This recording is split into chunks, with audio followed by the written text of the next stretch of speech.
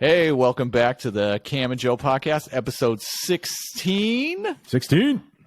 How you feeling, Joe? I'm good. Yeah, I bought a new golf club today, and I'm excited about it.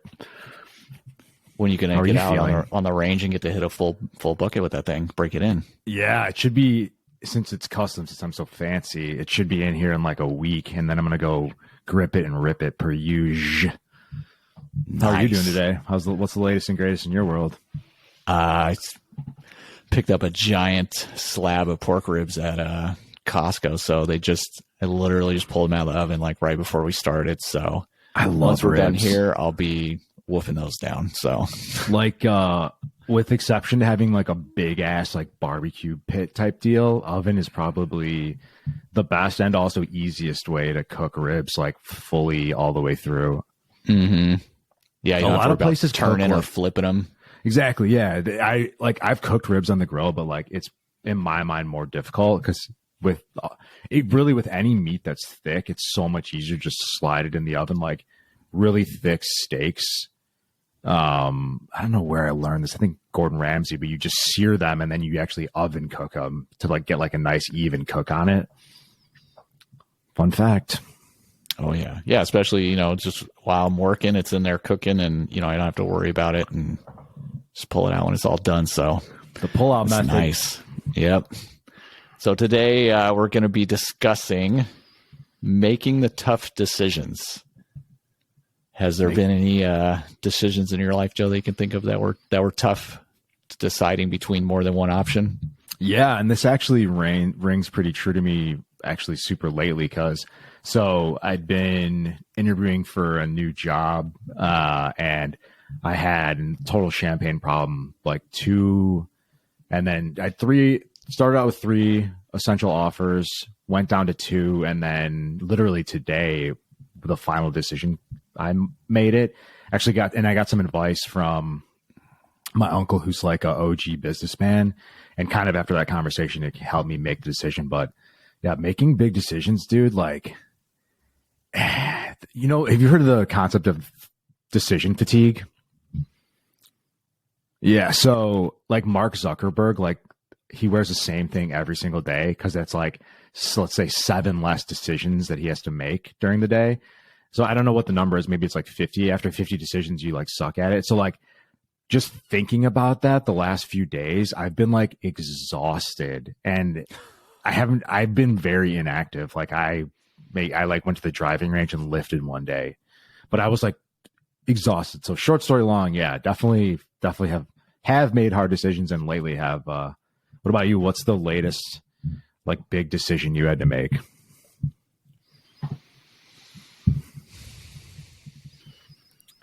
I don't know if there's any newer examples, I guess, that would that I was kind of stumped. I guess moving would be like probably the most recent one, like moving from Arizona to Washington. How did you narrow that down? Like where you were going to move? Obviously you had tons of choices. So moving from Arizona to Washington was easier just because we knew the reason why we were looking for here. Just because Sabrina's like real estate investment group that she's part of, the majority of them are from this area and up here. Okay. So, and we had both visited here like together on vacation and we really liked it. So that part was easy.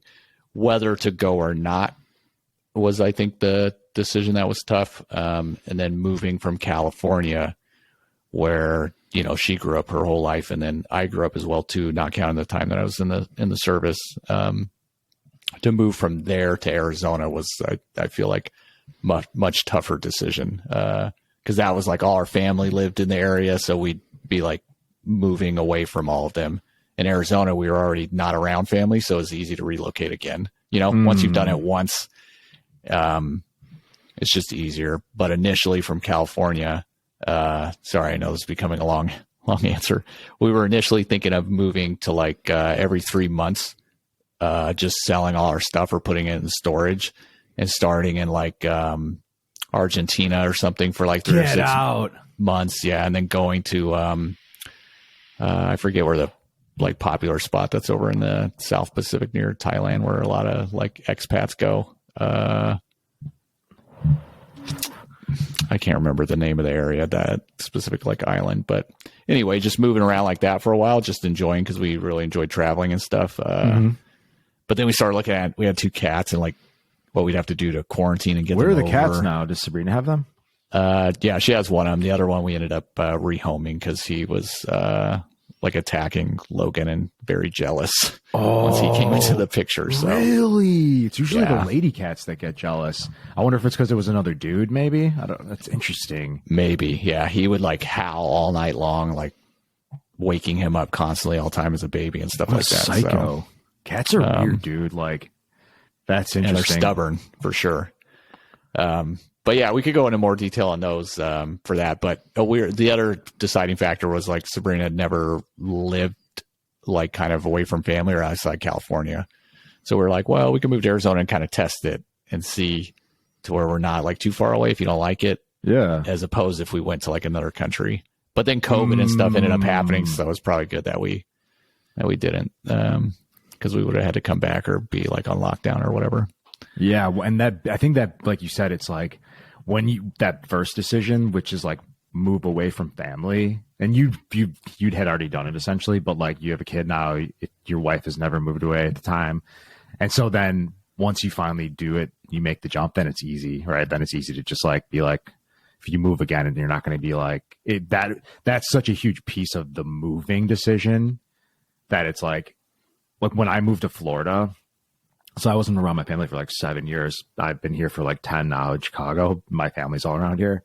So now like I'm moving and I don't feel that like burden. Not that it's my family's a burden, but like I don't have to feel guilty about it like I did the first time where I was like, So No, I like that. This is a really good point. I feel like this is a big decision a lot of people have in their life that will come up to where maybe you want to go to college a certain place or you want to pursue a job somewhere that's out of the area. And like you said, you have that like internal battle of like, oh, I'm move away from my family or whatnot. And for us, yeah, of course it's hard to leave your family, but we're both working like a ton of hours, and quality of life, work-life balance was not very good because California is very expensive to live there. So that was kind of the big thing by moving to Arizona. You know, I was able to pursue at the time like businesses that we had started up doing on the sides. And Sabrina was able to reduce down to like working like normal hours, not all this extra overtime.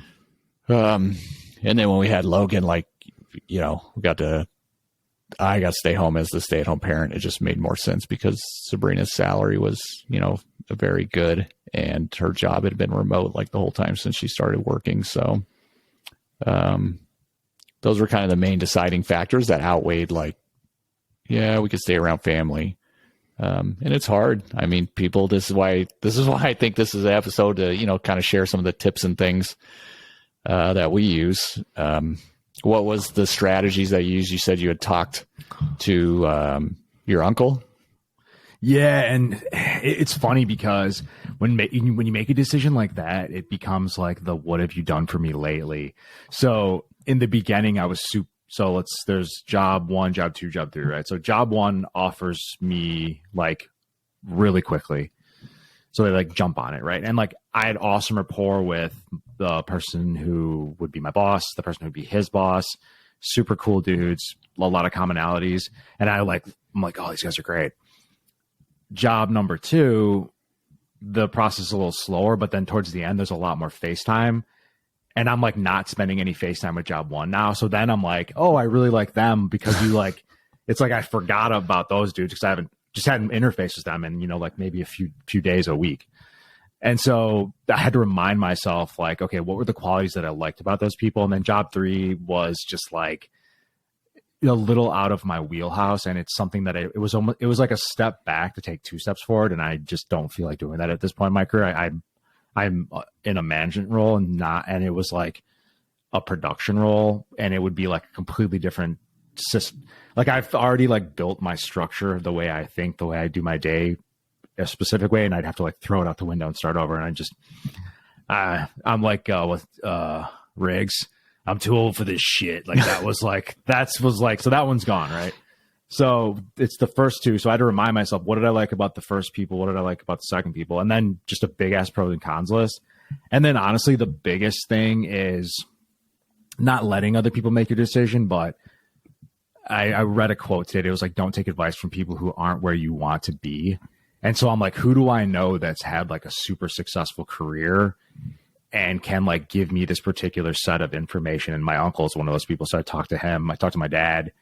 But it's like, I'm not going to, you know, my mom was really successful as an actress and she owned like an acting like studio. But like, I wouldn't ask her for career advice because I'm not trying to go down that career path. But I might ask her for like interpersonal advice because she's really good with people. So that's I think the number one thing is 1 and 2, pros and cons list, and then talk to people who have been there, done that, and are where you want to go. No, I think those are perfect examples for both those. And when you're describing that, I was thinking like, it's like if you were a contestant on The Bachelor, right? Like by the time you've been on the 3rd and 4th date with a different gal, you don't even remember the first. Yeah. They better have made a really fucking good first impression. Yeah. Because the next ones are, you know, wooing you and like Let trying me to win slide you in over. here. Can I steal you for a sec? Yes. Oh, hey. But What about what's your? Go ahead. Sorry. Oh, I was just going to say, I like your point of going to your uncle is like somebody who, even if it's not the same field, but like similar type of growth or similar type of like a business, right? Because somebody's been there, done that. Not necessarily you want them to make your decision for you. Of course not. But they might, because they're looking at it from like a zoomed out perspective from the outside looking in, and they can give you advice and angles that maybe you didn't even think of. And that's exactly what I got. It was like, my whole thing was like, I was essentially deciding between like a large publicly traded company and a small business. And he like flipped that logic on its head. He essentially was like, well, like what is actually important to you? And so we kind of broke down a few things. And he's like, that essentially was the size of the company was irrelevant to what I wanted. So I was able to actually like remove one of the factors, which made it so easy to make the decision then. So I think that is someone who has the experience, been there, done that, can give you perspective that you just don't know what you don't know. Like I didn't have that thought. That would have never come into my mind. Yeah, and that's a great point. And I think that's something that people should look to, right? And not everyone may have that person that's been there, done that experience, you know, or a friend or someone that they can reach out to. But, you know, you can try to do what you can, you know, research through the internet, or even if you're interviewing somewhere at a company or trying to make a decision. I'd like to hear what your thought is on this, if you think companies are open to this, but I feel like I've heard of people have done this and they've been okay with it, is saying, you know, like, I'm really interested. Is there someone who currently works at the company who is in that role or does something similar that I can, you know, talk to? Like, I have more specific questions. And companies are open to that, right? Because they look at it as like, we're a good place to work. Like, we don't have anything to hide. We're more than happy for you to speak to an employee, right? So, yeah, I think that's a really good thing, because a perspective. I've never thought of making that request. I think most companies that are pretty solid will like create that scenario, you know. So the first two essentially generated that scenario. The third one, it was like a role that wasn't even like created yet, which is kind of exciting to think about. But I had to remind myself, and this is part of that pros and cons list, like my ultimate goal isn't to be an employee. Like, I want to have growth and I want to make more money and I want to make a big impact and I want to learn all these skills. But like, the fuck was I going with that? But like, I don't want to like try to like take all of my energy and put it into building someone else's company. I'd rather just like slot into a business that's really successful, has great systems, and like crush it using their already established trajectory, and have like brain space to work on my own stuff as well. So like the third company, I literally would have been like eating, breathing, sleeping it. So that was, I think once I zoomed out, and realize that my ultimate end goal, that was a super easy one to cut off the list. I have a question for you. When you make your vision board, this is something I've been working on, but kind of struggle with. How do you decide like what items to pick? Like today, I keep changing like what car I want, for example. So like I love the G-Wagon, I love the Porsche Taycan, but like, or like the color, like my color preference will change. Like today, I like wanted a red one. So it's like, how do you know what I mean? Like, how do you select items to pick as like things to desire and like use to like attract? That's a really good question. The color gets me sometimes too, that I'm like, well, I'm not really sure. But initially when I would make them, I would almost kind of like goals, right? When you write goals for yourself, like picking things that I thought were obtainable, like setting the bar kind of low. And over time, when I would do those boards and they would be done in like 3 months, everything on the board is happened, or 6 months. So as I would make them, or, once me and Sabrina were together, we would make our boards together.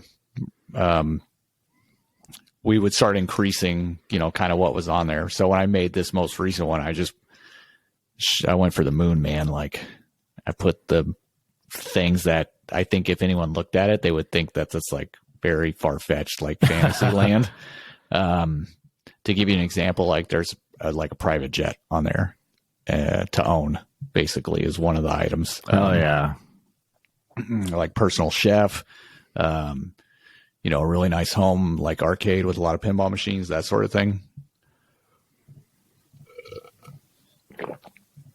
Oh, sorry. I had to drink some water there. Oh, you're good. But I just look at it as more as like having fun with it, right? Because when you're having fun while you're creating it, you're in that vibrational energy that's like exciting, and you're feeling positive and like expressing joy. And those are really high, like vibrational states. As what we talked about too with Esther before, of like getting in your vortex.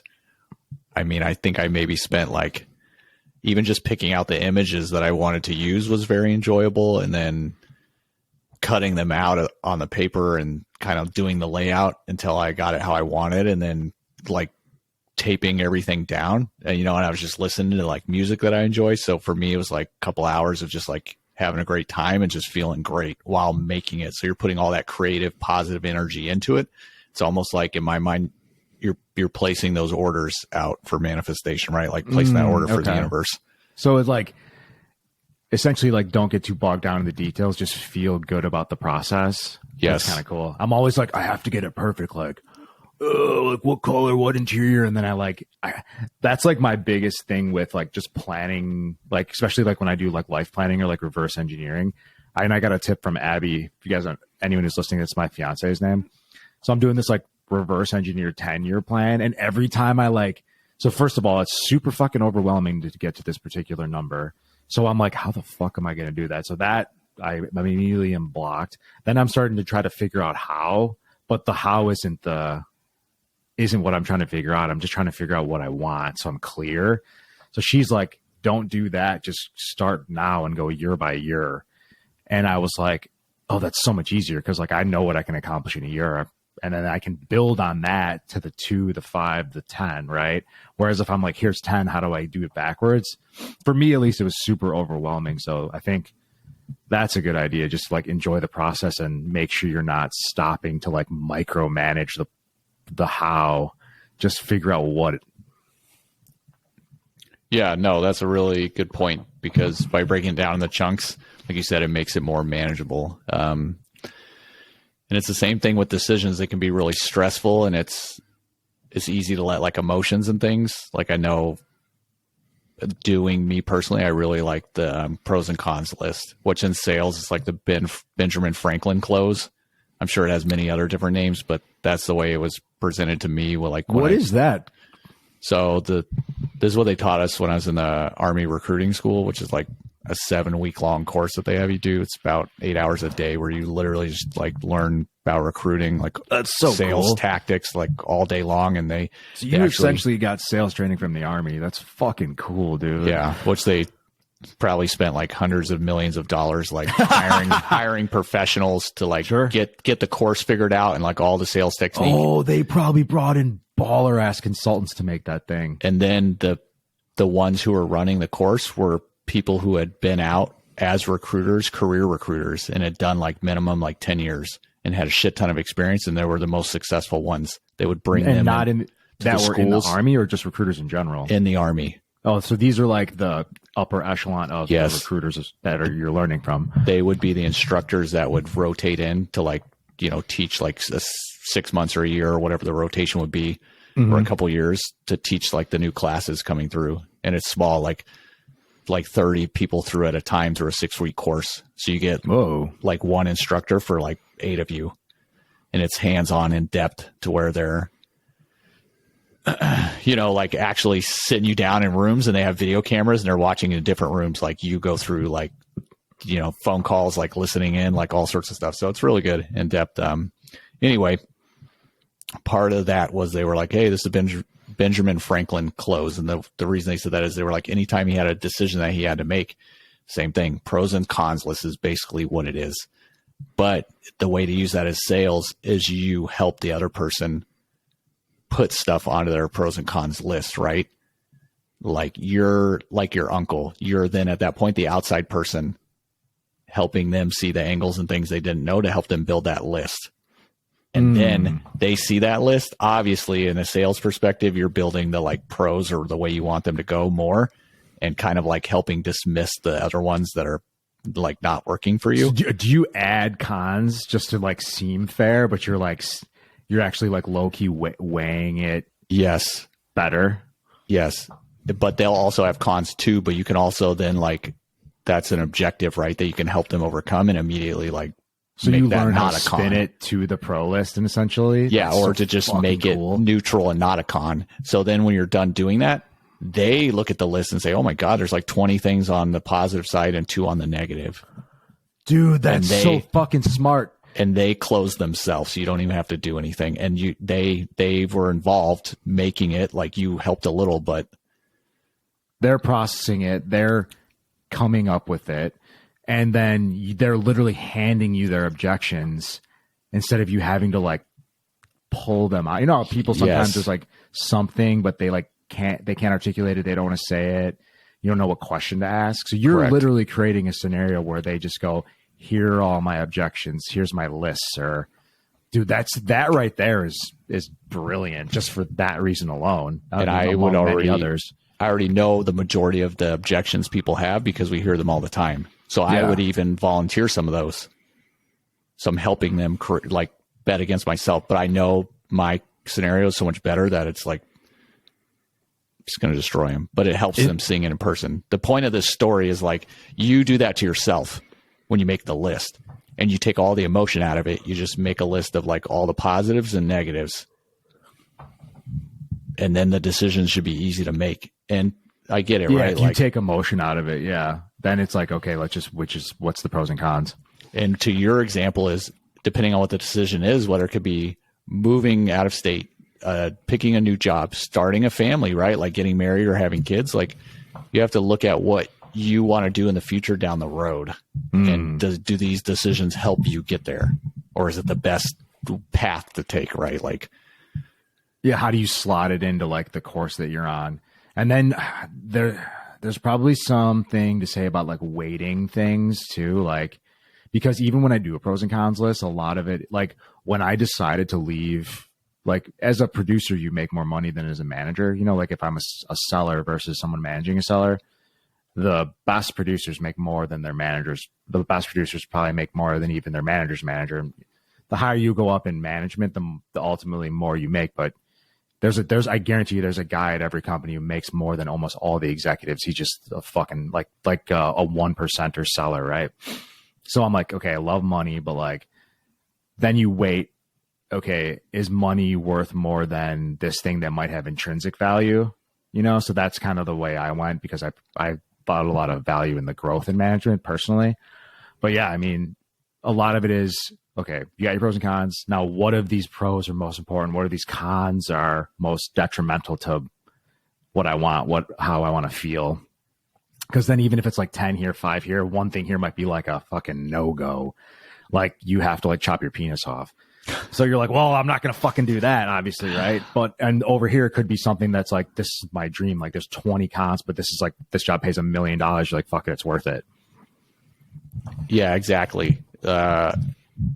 Even if you know it's not going to be a long-term option, but that money is so much more significant, which again, if you're focusing on what your long-term goal is, if that helps you get there quicker, then maybe that's the better route, even though you know it's not like a long-term sustainable thing.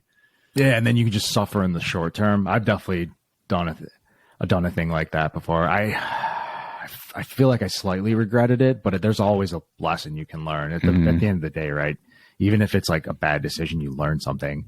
So at least that's how I toenails for $500 a piece. Right. Yeah. And then you get like some like serious disease and like your insurance lapse. So it's like 20 grand down the road that you wind up paying in a medical bill. But then like you learn a lesson like, okay, don't eat toenails. Or like, oh yeah, I'm not impervious to toenails. So another decision for me, and this is one that me and Sabrina used to like, I don't know, fight about a lot, was like when to have kids. And I'm 5 years older than her. So, she was like ready to have kids right away. And I was more like, hey, like, let's wait. Like, I want to at least finish college first, right? And like be hired into a job where it's a career where I can start climbing the ladder before we have kids, right? Because if we have kids now and I'm still trying to juggle school and working on top of it, like really just kind of setting ourselves up for like, not, I wouldn't say failure, but like you're just making it way more difficult to get on that path, right? So we waited and waited, and I think we were we got married after 3 years, and then I think we were married almost 5 years or so.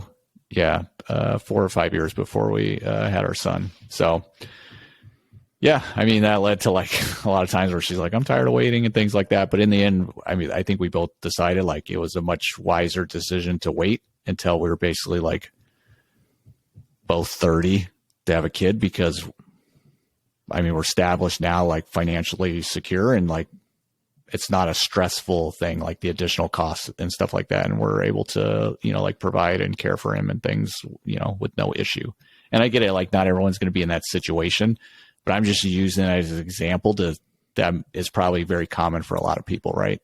Like major factors, jobs, moving, getting married, having children, like those are kind of big life events that, everyone usually comes across and has to make a decision. So what about you, Joe? Can you think of another in your past difficult decision that you had? Yeah, other than the other one when I like decided to like stop working as a producer and moving into a management role. I should think of another one, man. I feel like there are a lot, but I used to be actually, this is kind of something similar, but not related to the like a specific decision, but I used to be wildly aggressively indecisive. I was always afraid of that. Really surprises me. Yeah, and I'm glad you say that, because I've done a shitload of work to stop being indecisive, but I used to like labor on like every decision. I remember one time I was at Target and I needed to buy a garbage can for my fucking kitchen. It took me an hour to buy a garbage can. Like I wanted to like consider all the factors and like, well, this lid is this and this price is this. And it's like, dude, like you get to a point where, and I just force myself, if it's not a big decision, it just needs to be good enough. Like if I get a trash can and there's one that's likely better, I'm not even going to freaking notice. Like, oh, I didn't get the one with the like pop-up lid, but I got the one with the swing lid. Like who cares? Like in 2 days, I won't even care. So that's something that I've essentially forced myself to do. And then you can set like criteria. So like, let's say you're buying a new car, a big way to, if you are an indecisive person, is you create like your top 3 criteria, and then you're able to immediately like remove like 90% of the noise and create like a much smaller sample size. So when I have a Cadillac, when I got it, I was like, okay, I want a luxury car. I want it to be in a value price point, and I want it to have like X features. And there were literally like, just by luck, like 3 cars that I liked the look of and had those 3 features and were within my price point. So then, okay, now I only have 3 things to choose from instead of like 100. And then you can go ahead and do your mental masturbation and due diligence and, you know, get a little more into the nitty gritty. But it really helps the like setting of criteria. And when it is like an important decision, to filter out some of the noise. That's a really good point. Yeah, I'm totally shocked that you used to be a very indecisive Dude, person, like, because from my the time dad I've used to known make you, it's fun not of the me. case whatsoever. Yeah, my dad like used to like totally like just make fun of me so bad for it. Like he'd be like, "Oh, listen, don't buy any trash cans today. I don't want you to Target for like 2 hours." And I'd be like, "Fuck you, I'm not like that anymore." But I had to put a lot of work into it because it's almost like a weird insecurity thing. Like I'm not going to trust my decision. Like I'm gonna make a good decision, especially if it's not important. I don't even need to worry. Mm-hmm.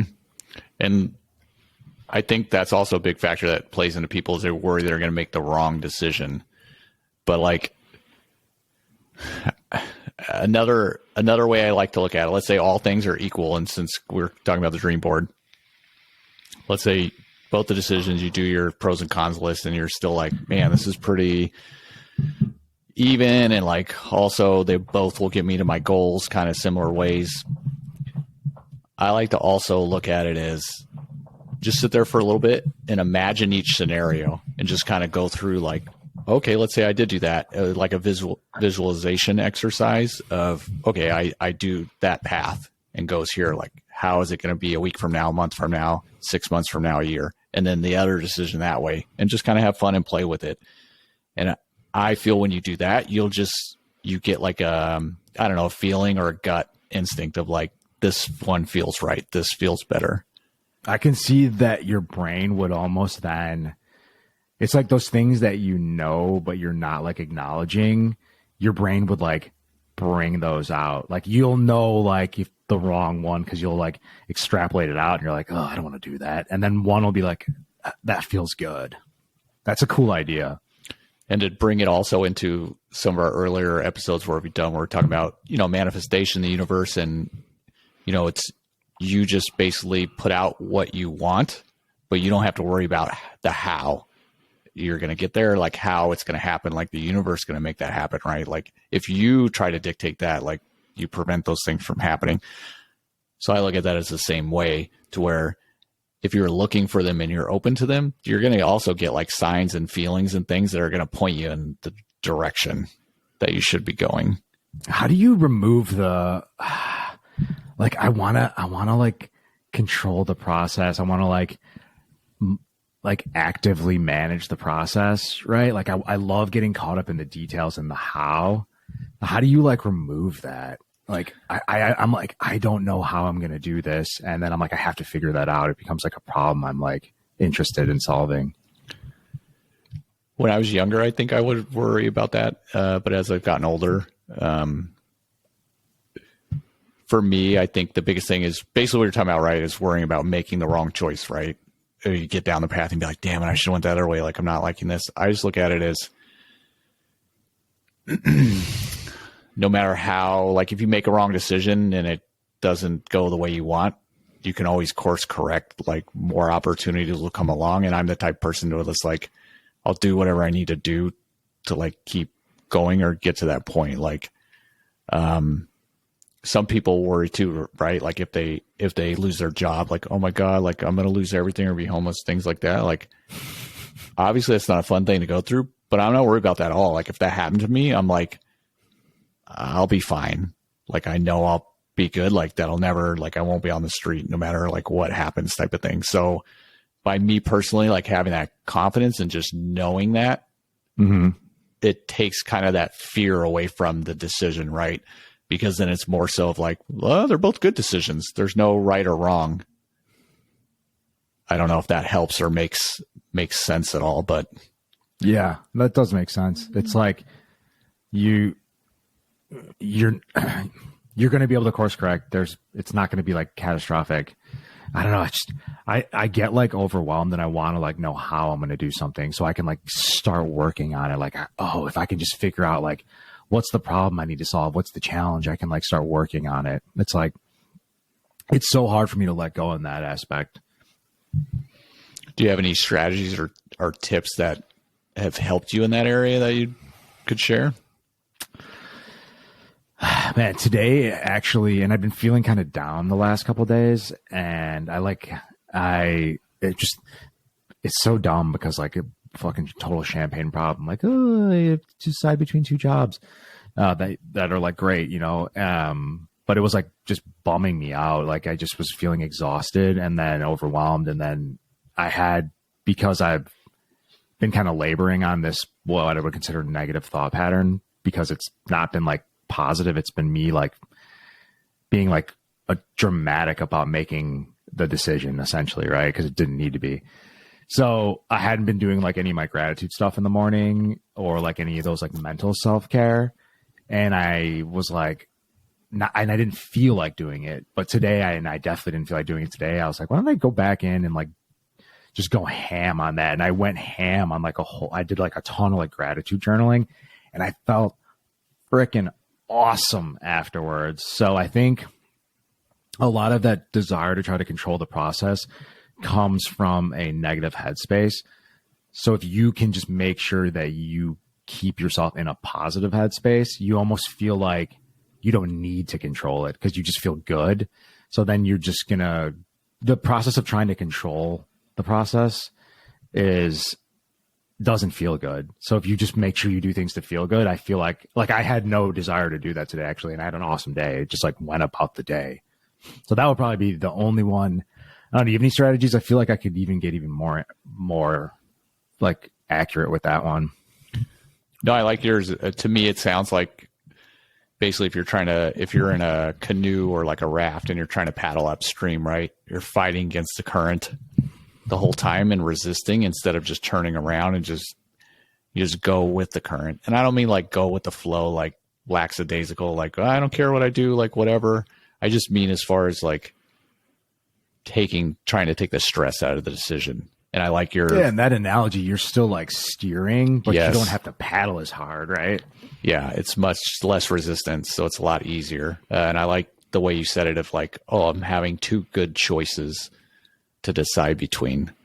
Like if you can get it to that point, then you're like, oh, this isn't stressful. This is actually great. Like it'd be like if you're on a game show, right? And they had your two dream cars right there, and they're like, you can only pick one. Like I would somehow make that stressful, dude. Like so fucking dumb. Like what's up with that? Like, oh, I don't know. I think that's a thing a lot of people have, and it's probably just from like programming and growing up in society, especially in this country, being that way of like, don't make the wrong decision, right? So then everyone's worried any decision could be the simplest thing of like, where are we going to eat dinner tonight, right? Like becomes a half-hour discussion when it's... Yeah, what the fuck is that? Simple. That's the worst. That happened to us the other night, and then we wound up doing nothing. Yes. We were going to go out, and we couldn't decide, and then I lost interest. Or like, oh, what do you want to watch on Netflix? And 40 minutes later, you still haven't picked a fucking movie. So God, one of the classes I took in college was marketing. And it was really interesting, this study that we were talking about. The teacher was basically like showing us, and they were saying when people have too many decisions, it's like you said, they get stuck. They can't decide. So they actually did this experiment at like a grocery store to where they would have, like canned goods on sale, and it's, like buy 10 and they're only whatever, like 50 cents each. Right. And they had one display at one store that was like 3 different types of cans to choose from of soup. Right.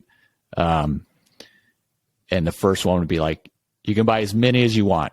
So most people would only buy like 2 or 3 cans at the most. But when they put like at the other store, they had 10 different types of soup to choose from that were part of the sale. They sold less soup because people would be so like, I can't decide between the 10 different ones. It was too like overwhelming and stressful for them to have that many options to choose from. The ideal is like 2 or 3 options max. Dude.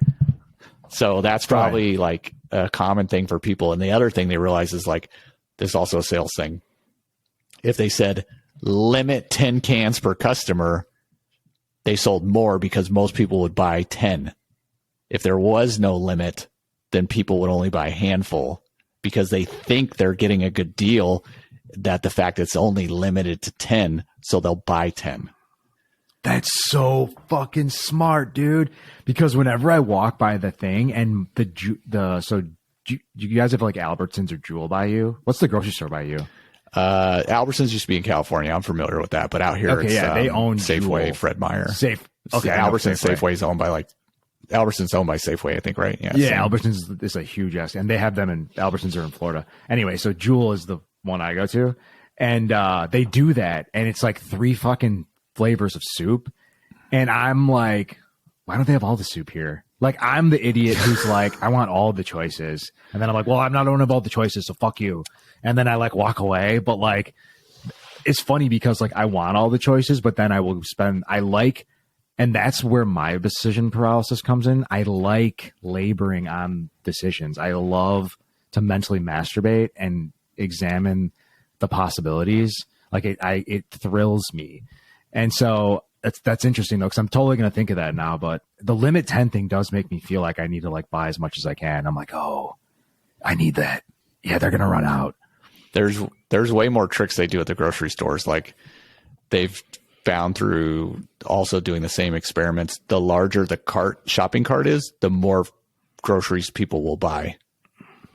They'll fill it up like more. And they also strategically like put milk in one corner, eggs in one corner, and bread in a different corner, because those are staples that people usually buy.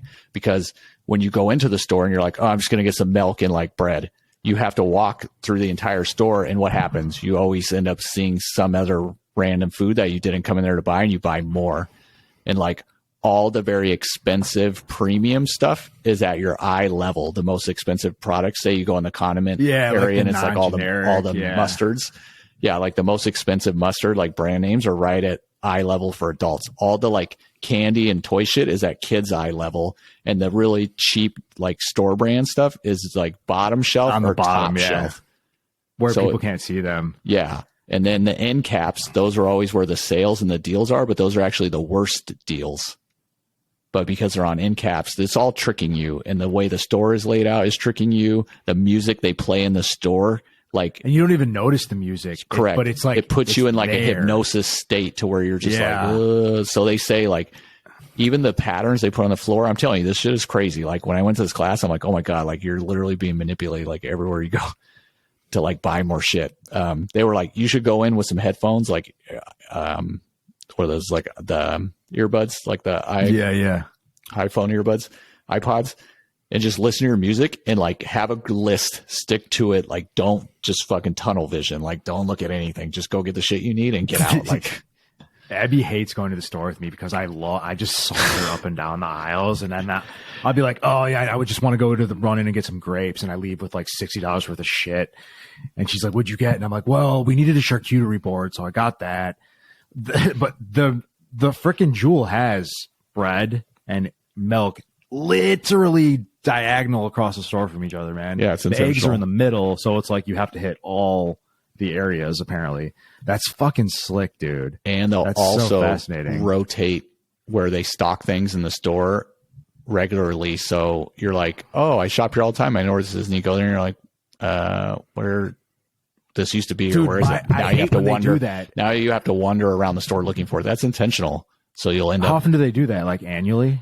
I don't know if it's quarterly or every 6 months. It's probably different per store, but just more of the tactics that they. That's smart. I mean, dude, the sales psychology and the marketing stuff involved in that. I dated a girl very briefly who was a buyer for Staples, and she like explained to me she and this was like a high profile buying position apparently. Those like fucking grab and go stuff when you're like walking out and you have to like snake through the aisle, and it's like, ooh, I need a highlighter. Oh, purple Post-its? Yeah, I fucking need those. And she was like explaining the psychology behind it to me. Dude, oh my God, Home Goods? I'm like, yeah, I need freaking stainless steel spray. Of course. This dog coffee mug and this caramel flavored fucking popcorn. Oh, that sounds so good. Yeah, but they get everyone, man. Like, And my mom is the number one buyer of things in that aisle. And she's like, oh, a candle, oh, a mug. And after that, like, I feel like it's literal psychological warfare. It's not like they're like actually like, you know, like shooting radiation into your brain, but I like refuse to buy anything in those aisles now because I know, like, it makes me feel like I'm losing. They got you. You know what I mean? Yeah, exactly. Like, gotcha, bitch. I'm like, I'm not going to lose. So it gets even further in depth if you want to hear more scariness. I read this book one time about RFID technology and how it's used in sales. Like the RFID strips, you know, that they put in your clothing, or when you buy things at the store that have the like electronic tags that set off the alarm, like if it's not removed at the checkout. So people think those are just on expensive things, and now the technology's gotten to where it can be very small and literally like a barcode. You ever have a barcode on, you know, like shampoo or something, and it's a little thicker? Yeah, it's not flat. It's like a thin plastic almost.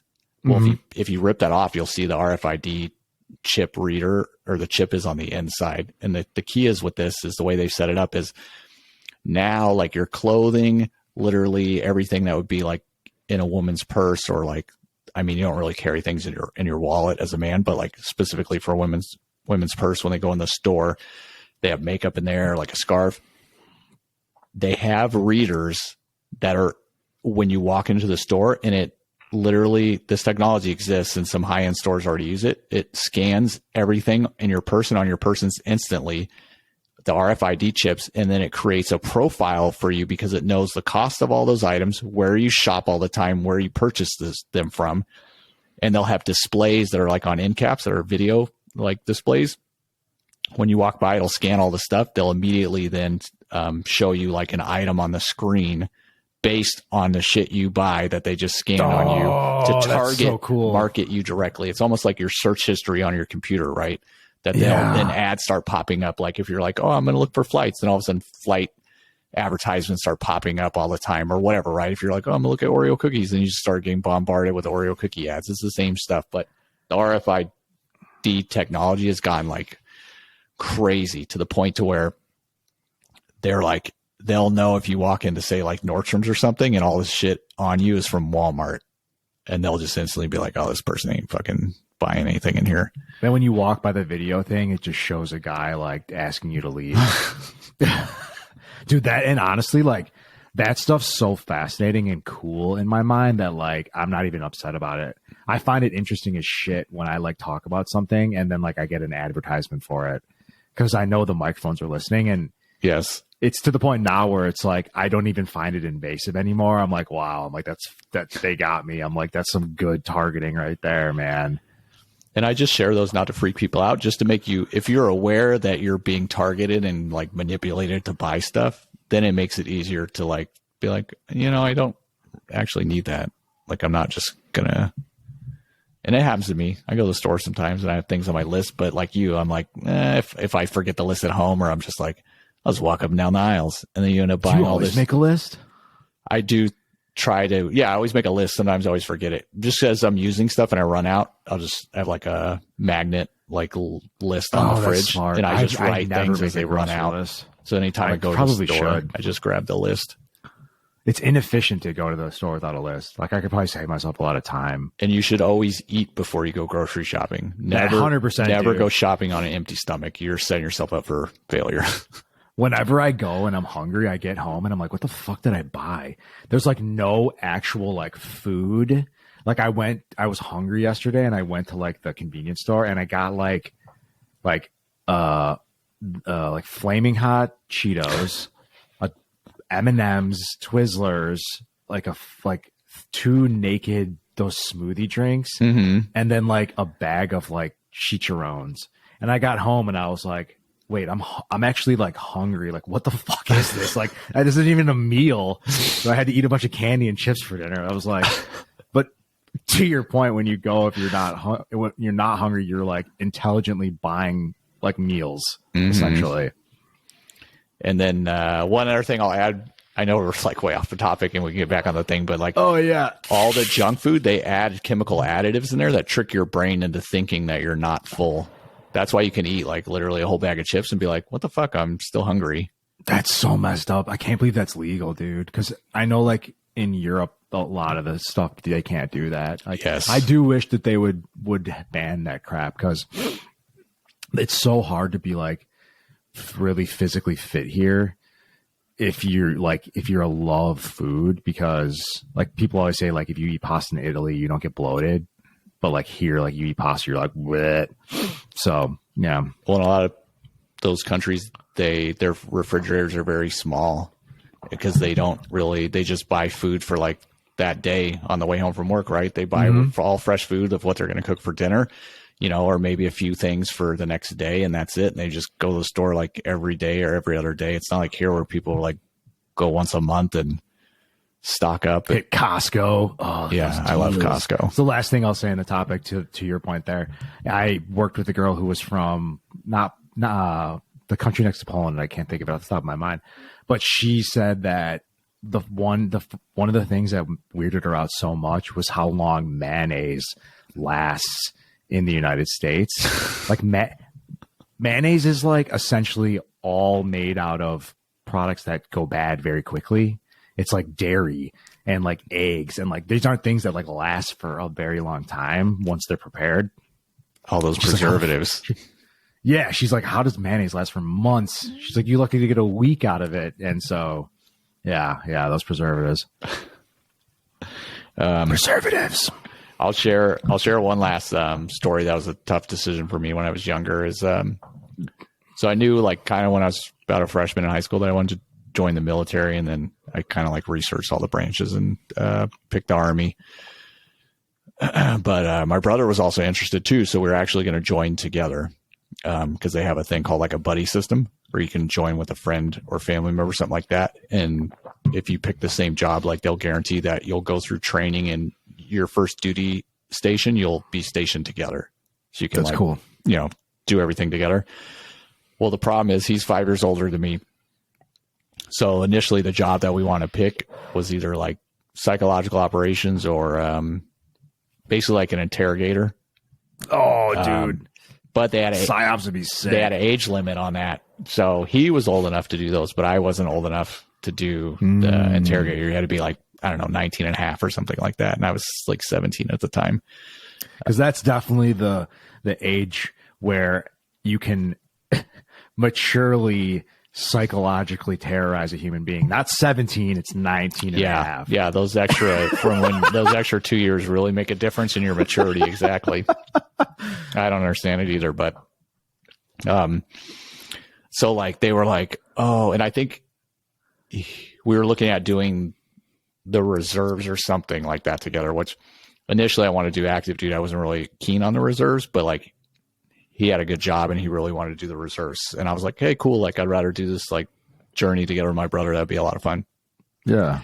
But whatever jobs they had that were available were like real whack for us to do that thing together. And I was like, we just couldn't decide. I was like, nah, man, like if we do separate, we'll each get the job that we want. So I'm just going to go active duty and end up doing infantry. And he stayed in the reserves and he did the psychological operations. Oh, I didn't know that. That's cool. Okay. Oh yeah, he's really good at sales too. Let's put it that way. Dude, I would love to go through that training, man. Just to learn that stuff. Even that recruiter training would be so cool. They should open that stuff up to the public. Like they could probably make so much money. Yeah, it would be. I mean, to give you an idea, like when I was getting out, they did have some civilian contractors that did recruiting. They literally offered me to go right back to the place I was working, but as a civilian, I would have literally been in the same recruitment office for more money, and I turned them down because I was like, "Nah, I need a break from this." Yeah, I don't blame you. But so, what was how did you make the decision? Like, what was with my brother? It was just like, yeah, the options weren't good, and we were both compromising for something like for us to do it together, we both had to compromise to end up doing jobs that we weren't really thrilled about. So that's like the never split the difference thing. It's like your wife wants you to wear brown shoes, you want to wear black shoes. If you split the difference, you look like a dummy because you have a brown and a black shoe on. yeah. So that was one of those ones where like you guys would have been miserable if you tried to find something that was a compromise. So even though we didn't get to go through everything together, we both enjoyed what we did, which I think ended up being more important. And we still got to see each other. Like I just happened to be stationed at Fort Benning in Georgia, where the like airborne school is, and the other branches don't have an airborne school. So even like Air Force, Marines, if you go to airborne school, you got to go to the Army airborne school at Fort Benning in Georgia. So his job required you to be airborne qualified. And what I ended up doing was the same thing. So I was stationed there and he ended up going to airborne school for 3 weeks. So we got to like hang out, you know, on his days off that he was done with training and stuff at the school. Like I would just drive over and pick him up and we go have dinner and stuff like that. And then we actually ended up getting deployed around the same time, even though he was in the reserve. So we're both in Iraq the same year in 2005. And he was about 3 hours away north from where I was. And this is really, I don't know if he'll listen to this episode or not, but it really meant a lot to me when he did this. They would give some people, everyone get like to go home for 2 weeks once during their deployment. They tried to do, at least for our group, where you could do like a 3-day R&R, where you could go down to like, not Dubai, like one of the countries down there, Kuwait or something like that, like some place where you could like ride jet skis and they would like let you have a couple beers and get like some massages and stuff. But the problem was it took like 3 or 4 days for you to get down there on transports, another 3 or 4 days to get back. So you ended up being the first guy we sent. He was gone for like 2 weeks. So when he got back, they were like, "Nah, we ain't doing that shit anymore." Like, so the guy who ripped his pants was the guy who actually got to go. Dude, that guy totally bought. He's like, "I will go." He actually got to go. This was before that happened. He actually got to go do it. But anyway, because my brother's group was like a lot smaller people, just him and like 2 other dudes, they still did that. So instead of him going to have like some nice luxury vacation, like, you know, on the like Arab Gulf or something like that, he chose to come down to my base and continue to just like be in like a shitty environment for like 4 or 5 days so we could hang out and see each other. So it was really neat to get to do that and see him. And it's we don't look like identical or anything, but we look similar. And we were both the same rank at the time, and this last name's on your uniform. So I remember we were sitting eating eating dinner, and people would walk by and they're looking at us and they're like, what the fuck? Like, so it was a good time. And I got to show him like the Bradley and the kind of stuff we do. And I got to see like in person the kind of stuff he does too. Cause they had like 2 PsyOps guys that were at our base that we were at. So he kind of just ended up like staying with them for a couple of days and helping them do stuff. But dude, that's awesome. That's like when people do stuff like that, it's like they can tell you how much they care about you, but that's like okay, that's like decisive action showing directly, right? That's cool. Yeah, it was a big thing, and it was a long trip for him because there's no direct flight and they don't make like a special arrangement, so he basically had to like catch, you know, random helicopters and things that would be moving from one base to the next. Oh my god! Until he could make it down to the one that I was at. So what an adventure he went on. What kind of shit do those PsyOps guys do? Is it like pretty gangsta, like Guantanamo Bay type stuff? It's mostly like trying to use like, I don't want to say manipulation, but basically like trying to win over the hearts and minds of the local population and like clean up also the mess of like, you know, some of the service members, you know, where you have incidences where maybe people like destroy areas or accidentally like shoot innocent people, things like that. So, but mostly it's a lot of meeting with the elders or like the high ranking people in the villages or like city officials and being kind of that liaison of like, here's what we can do to help you projects and things like that. But it can be when I was looking at joining, it's one of the things that I was looking at. It just sounded so cool. Like they essentially use nonviolent methods to like change perceptions to attempt to like, it's like they're like Jedis using like battle meditation. They're like getting like the locals to like turn against the like regimes that you guys are trying to like fight. Yeah, he would, I'm sure, be able to explain very in depth to it. I just know like the surface level stuff of it, but the stuff I would see. What a neat way to get. So, and he works in sales. He's like a higher up though guy though now, right? Or is he still selling? He doesn't do like sales in that aspect. He strictly does like IT security. Okay, So that seems like a good fit for someone who's got that background too. and he's just really been into computers since he was like a teen, and you know he was able to get his foot in the door in Silicon Valley when he's still like a senior in high school. Oh my god! So he's working for like Cisco Systems and I forget, Novellus I think was some of the other companies. So got in at a really good time, but he was part of like the 2001 the .com bubble crash. So ended up getting laid off, but you know, he found more jobs and things like that. So he's got a lot of experience in the industry. But he showed me some of the, like, they make comic books.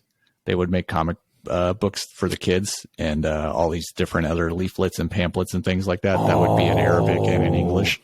So that's so sneaky, dude. But, and I know we're at the hour mark here, but I want to share this. It was that company that did the it's like Boston something or other, or that did like the Crooked Hillary thing that like Trump hired, that like algorithmic company that can like figure out how to like warp perceptions to like sway voters. You know what I'm talking about? I can't think of the name of it. There's a documentary about it, but they were doing shit like so I don't remember what country it was, but it was like partially like, it was like Indian and then like African. That's like the main populations of this particular country. And they wanted the Indian candidate hired the company to win. And so this is essentially what they said. They do like a psychological profile. They said they knew the Indian kids would vote because they're like listen to their parents. They're very strict, and the parents would tell them to vote, so they would vote. And so what they did was, with the people that were like the African native culture, they created this whole campaign that hired like a famous rapper, and they made like a dance, and it was like a cool like song with like a dance. And it was like a fuck the patriarchy or whatever type, like don't vote, like just don't vote. And it was like this cool like spectacle, right? Shows and social media and all this shit. And like it like tanked the other candidates like voter turnout. Wow. And the Indian candidate won, dude. It's so I don't want to say the word evil is not the right word. It's definitely dubious. But like, I wasn't even like upset by it. I'm like, it's pretty freaking smart, in a warped way. But yeah, stuff like that is like we don't even know what's happening. Oh yeah, definitely. All right. So now that we're up against it here at the end, what would be your big takeaway or your, I guess, number one thing for this episode? Yeah, I think something you mentioned was taking the emotion out of it. Obviously, as humans, we're emotional creatures. Easier said than done. But if you set up some sort of system that allows you to make a decision with, I'm going to say, less emotion. So like I said, with the car, like I was able to create top 3 criteria and cut out 90% of the noise. Or, with the job thing, what's most important to you? Even if there's more pros versus cons, if there's something that's like an absolutely no or an absolutely yes, then that makes the decision really easy. So you want to create a system that makes it easy to say yes or no versus like looking at all of the options, like make 3 criteria and then use that to make your decision. By you. No, I like yours. It's really good. I would just add, if the decision doesn't require like an immediate, decision, sleep on it. Even if you feel like, okay, I'm leaning very heavily to this one, just take a day, sleep on it. Like, just put it down and don't even think about it. Just go do whatever and then come back and pick it up, and you'd be surprised. Like, I don't know. For me, it's like reduces stress, and then it kind of adds clarity, right? It's just like if you're studying for an exam that you have coming up, they tell you don't study within 24 hours of the test because you get the fatigue. right? Like you got to take that break and just let your mind like unwind, because you really just can't retain any more information at that point. That's smart. And I think kind of what you're leading to is sometimes if you just like, if you don't have to decide and you just like let it come organically, like it might just come to you without you having to do any sort of like, emotional exertion. Correct. Yeah. You're taking like the resistance out of it, right? Instead of trying to paddle upstream, you're going down and just letting it marinate a little bit, right? Oh yeah. The old marinator. Oh yeah. Speaking of marinate, I'm excited to destroy those ribs. Yeah, man. I'm excited for you. This is a fun episode. Oh yeah. So, hey, thanks again. We really appreciate everyone who's been watching the episodes and listening, and please like and subscribe the videos and leave a comment down in the description. We'd love to hear your feedback of other topics or episodes that you want to discuss, or any questions. We'll answer them, in the next episode. So thanks again, and we'll see y'all next week for number 17. Bye guys.